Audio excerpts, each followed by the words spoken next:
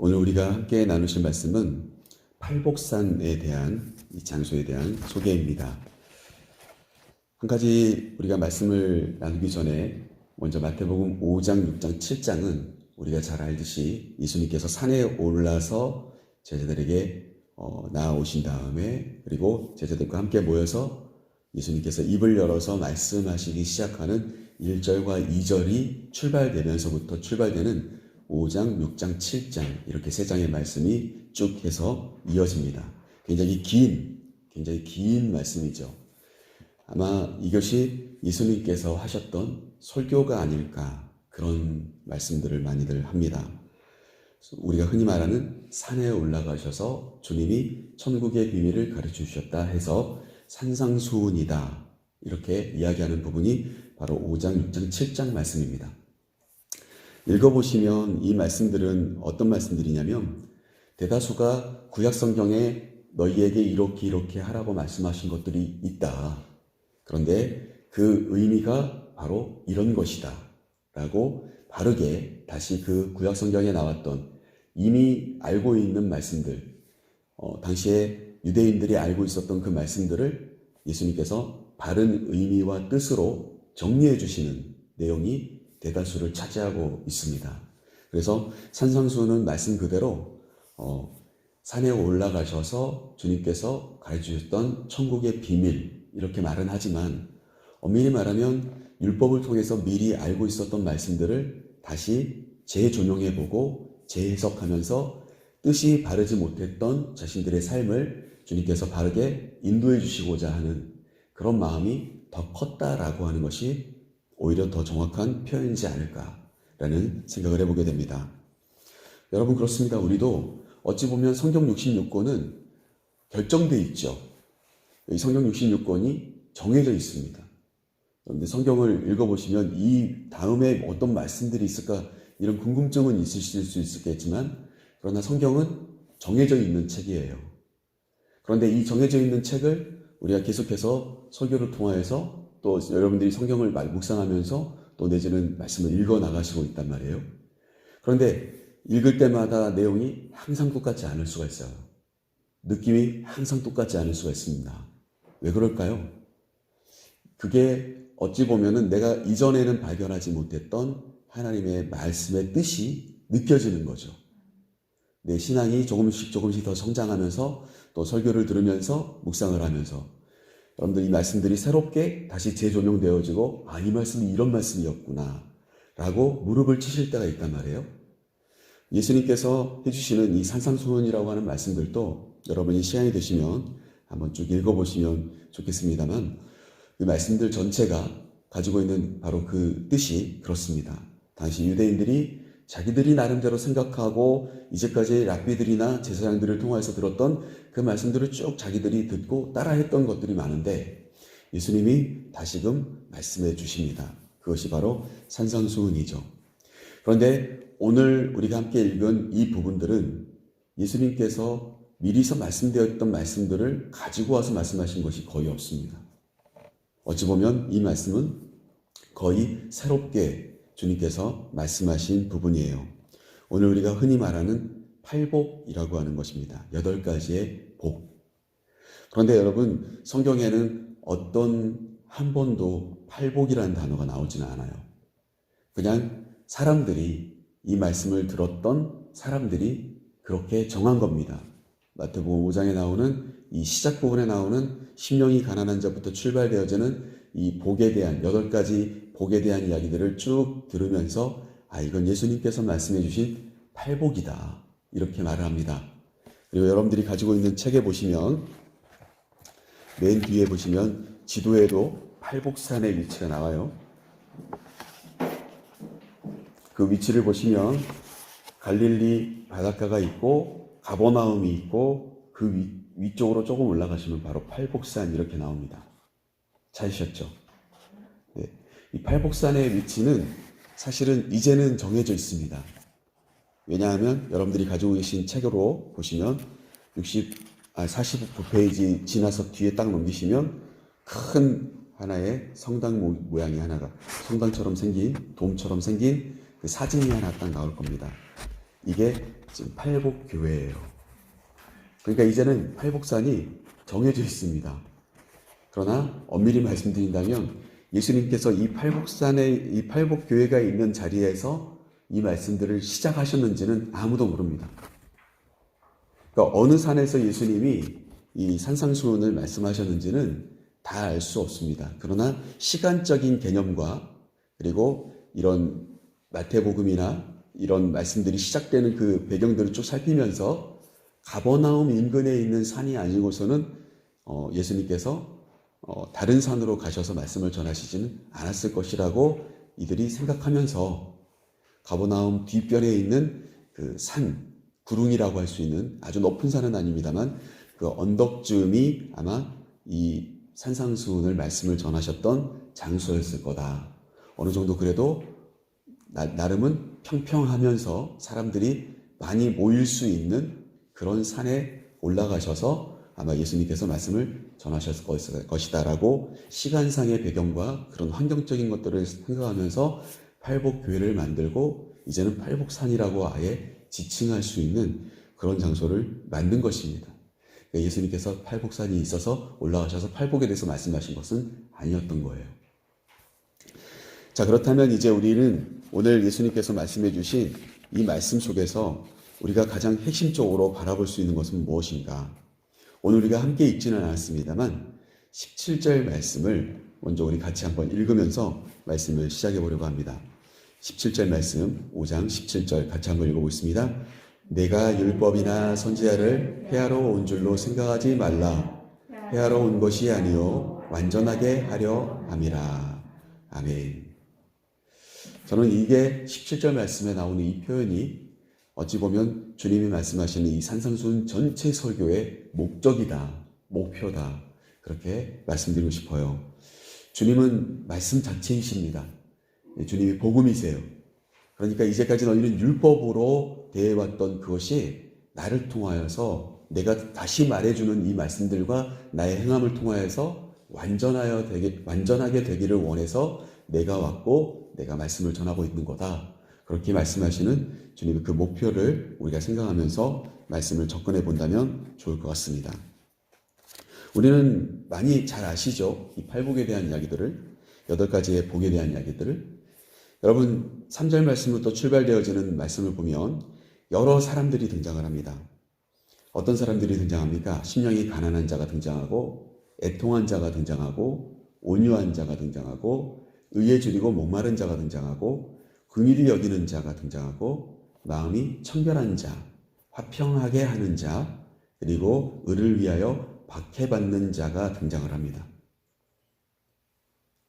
그런데 여러분 이런 사람들은 함께 하려고 하지 않습니다. 가난한 사람을 누가 좋아합니까? 가난한 사람은 별로 좋아하는 사람이 없어요. 또 어떻습니까?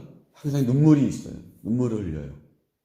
그 말은 뭡니까? 그만큼의 고통과 아픔이 있다는 거예요. 그렇게 아파하고 고통받는 사람을 항상 좋아하는 사람들은 별로 없습니다. 그렇게 인생 살아가고 싶지 않습니다. 우리도 어찌 보면 새벽에 나와서 하나님께 이런 시간 나와서 기도하고 하는 이유가 뭡니까? 애통하기 위해서가 아니라 하나님께서 나를 위로해 주시기를 위해서이고, 그리고 단순히 이 순간에 위로받고 끝나는 것이 아니라 내 인생이 역전되기를 원하는 거죠. 조금은 더 형통하고 더 탄탄해지기를 원하는 거 아니시겠어요? 그러니까 누구도 너나 할 것 없이 누구나 다 할 것 없이 울고 싶지 않아요. 통곡하고 싶지 않단 말이죠. 온유한 자는 복이 있을 수 있어요. 우리가 생각해 볼 때. 온유라고 하는 것을 전에도 제가 한번 말씀드렸습니다만 이렇게 잘 훈련되어져 있는, 잘 다듬어져 있는, 그래서 야생말이 이제 말을 이끄는 자의 손에 딱 붙잡혀서 훈련되어져 있는 상태가 온유한 건데, 소위 말해서 마음에 이 온유한 마음이 있단 말이에요. 그러면 어땠습니까? 사람들이 참 부럽잖아요. 아, 참 착하다. 이렇게 이야기하고 온순하다. 이런 이야기도 하지 않습니까? 그런 사람들은 좋아하긴 하죠. 그런데 이용당하기가 쉽죠. 어떤 사람이 있습니까? 또 의에 줄이고 목마른 자가 있습니다. 여러분 여기서 말하는 의에 줄이고 목마르다는 것은 뭘까요? 바른 것을 우리는 잘 압니다. 사실은 우리의 양심이라고 하는 것, 하나님께서 우리를 창조하실 때부터 어찌 보면 우리의 코에 생기를 불어넣을 때부터 우리가 어떻습니까? 우리 안에 하나님의 그 DNA가 딱 들어와 있는데 하나님의 성품이 들어와 있단 말이에요. 하나님의 성품은 올바르신 거예요. 무엇이 선인지를 알고 계세요, 하나님은. 그리고 선의 기준이십니다. 그러다 보니까 우리는 의로운 것이 뭔지를 압니다. 그런데 모든 사람들이 의에 목말라 하지는 않아요.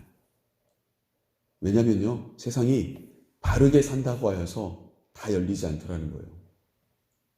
그러니까 어떤 것이 선한지 어떤 것이 불의한지를 우리는 기준은 알지만 그것을 누군가가 말하는 것을 별로 좋아하지 않고요. 왜냐하면 그 기준에 나도 평화롭지 않기 때문이고요. 또 그렇게 살아가는 것만이 세상을 바르게 산다라고 말하지 않아요. 사람들은. 7절 말씀에 보면 긍휼히 여기는 자가 나와요. 항상 남들을 불쌍히 여기는 사람입니다. 근데 이 사람을 안 좋게 말하면요, 귀가 얇은 사람일 수 있고요. 사람들의 말에 이렇게 저렇게 휩쓸리는 사람이 될 수도 있어요. 항상 사람들을 불쌍히 여깁니다. 그래서 막 갖다 퍼주고, 막 내가 할 수 없는데도 도와주려고 하고, 막 약간 넓은 의미로 보면 오지랖이 넓은 사람? 이 긍휼을 여기는 사람일 수 있죠. 8절 말씀에 보면 마음이 청결한 자가 있습니다. 깨끗한 마음의 사람. 이런 사람들은 참 우리가 부럽죠. 마음이 깨끗한 사람이 있구나. 화평하게 하는 사람, 이런 사람은 당연히 어떻게 보면 모두가 다 부러워하고 존경할 만한 사람입니다. 싸움을 하고 있는데 이 사람이 중재를 너무 잘해서 화평하게 만들고, 이런 사람이 참 필요하죠. 10절 말씀에 보면 의를 위하여 박해를 받는 사람이 있습니다. 소위 말해서 정의를 위해서 핍박받는 사람이 있다. 이런 사람이 사실은 이 시대에 어찌 보면은 일제시대도 그렇고 6.25 때도 그렇고 그리고 많은 선교사님들 또한 마찬가지로 의를 위하여 핍박받고 순교당하고 이런 사람들이었죠.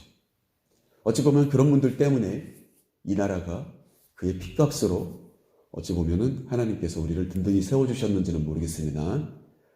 너나 할 것 없이 사실 그렇게 바른 길을 가면서 막 정의를 외치면서 민주주의를 외치면서 박해받고 죽임당하고 그런 길들로 가고 싶어 하는 사람들은 그리 많지 않습니다. 여러분, 이 말씀들을 쭉 보시면 예수님께서 소개하는 사람들이 쭉 있습니다. 그런데 이 사람들은 어찌 보면 흔히 말하는 무대에 서는 사람들이라기보다는 무대 밖에 있는 사람들이 대다수입니다. 예수님께서 말씀하시는 이 사람들은 그렇게 우리가 생각할 때는 복되다라고 말하기는 참 어려운 사람들입니다. 가난하고 애통하고 그런 사람들이 우리가 흔히 생각할 때 참 복받았네 이렇게 말할 수 있는 그런 대상자들은 대부분 다 아니죠. 그런데 어떻습니까? 분명히 주님은 말씀하시죠. 복은 세상에서 이 땅 가운데 잘 되는 것이 복이라고 말씀하신 게 아니에요. 오늘 우리가 이 말씀을 보시면서 예수님의 기준에서 생각해 보시면 이 복을 따지고 보면 다 하나님과 연결되어 있다는 것을 확인해 볼 수가 있는 겁니다. 그러니까 이 기준점 자체가 우리는 흔히들 말하면 복 받아야 됩니다. 축복합니다. 막 이렇게 이야기하지만 그 모든 대다수의 복이 어찌 보면 우리는 이 세상을 살아가는데 복을 받기를 원하는 축복이고 복을 빌어드리는 마음들입니다. 그런데 오늘 말씀드리는 이 내용들은 전체적으로 그것을 기준으로 하고 있는 것이 아니라 하나님과 연결되어 있는 복의 사람들을 오늘 주님은 말씀하신 겁니다. 그리고 우리는 그 사람들을 복되다고 말씀하신 주님의 말씀을 들으면서 다시금 내가 복받은 사람인지, 내가 추구하는 복은 무엇인지, 그리고 하나님이 원하시는 이 땅 가운데 우리가 받기를 원하는 복은 무엇인지를 다시 한번 정리하게 하시는 그런 말씀이다 라고 그렇게 말씀드릴 수가 있겠습니다. 철저히 믿음을 가진 성도라면, 예수님의 제자라면 기본적으로 잘 나가는 복을 소망하는 것이 아니라 오히려 주님이 가르쳐 주신 복받을 사람들의 기준을 내가 마음 중심에 두고 삶을 살아가야 된다라고 하는 것이죠. 여러분, 심령이 가난해진 사람은 심령이 가난한 사람입니다. 삶이 가난한 게 아니고요. 나의 영혼 자체가 가난한 겁니다. 그 말은 뭘까요? 내 영혼이 항상 갈급합니다. 간절합니다. 내 영혼에 가난함이 있어요. 채워지지 않는 내 영적인 채워짐에 대한 갈망이 있단 말이에요. 그런 사람에게 주어지는 게 천국이다. 이렇게 말씀하신 거예요. 그러니까 영혼의 갈망이 있는 사람이지 진짜 자기가 막 정말 찢어지게 가난한 인생을 살아가는 사람을 그렇게 천국으로 무조건 데리고 갈 거다 말씀하신 게 아니라는 거예요. 그래서 이 말씀들 하나하나가 결국 어떻습니까? 이 말씀들 하나하나를 생각해 보면 그 모든 것들이 하나님의 원하시는 성품과 하나님께서 원하시는 삶의 방향과 연결되어 있는 그러한 복을 주님은 오늘 우리에게 소개해 주셨다는 거예요. 결국 저와 여러분이 생각할 때 다른 사람들은 어떻습니까? 세상 사람들의 눈에 딱 봤을 때는 저런 사람들을 복이 있다고? 말도 안 되네 라고 생각할 수가 있어요. 그런데 여러분, 광야에 40년 동안 생활하면서 이스라엘 백성들이 만나와 메추라기를 먹잖아요. 그러면 여러분, 우리가 생각할 때는 어떻습니까? 그들이 참 복을 받았다 이렇게 말할 수 있을까요? 어찌 보면은요, 이 땅에 서리가 내릴 때 하얗게 지면에 내려서 그걸 떼어서 거둬들여서 하루에 한 번씩 먹습니다. 이 새끼를 먹게 되겠죠. 그리고 메추라기가 내려요. 또 때가 되면은 메추라기가 내려서 지면에 내려서 이 쇠고기죠. 쇠고기를 먹고 그리고 아침에는 만나를 거둬들여서 먹어요.